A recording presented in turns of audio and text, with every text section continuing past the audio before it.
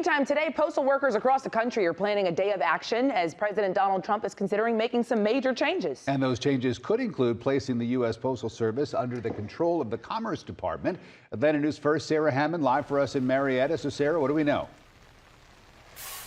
Well, we know that one of those rallies for this day of action is going to happen here at the Marietta Post Office later this afternoon, asking President Trump to leave the post office as an independent agency. Now, sources tell CBS News the president is considering moving the agency under the Commerce Department and doing so through an executive action. Now, the move would come as USPS reported 2 consecutive years of increasing losses. And new Commerce Secretary Howard Lutnick also pitched relying on mail carriers to conduct the census every 10 years. And American Postal Workers Union President Mark Diamondstein says postal workers are fighting back against the potential changes with more than 200 planned rallies across the country today. The post office belongs to the people, not the billionaires, and the U.S. mail is not for sale and never should be.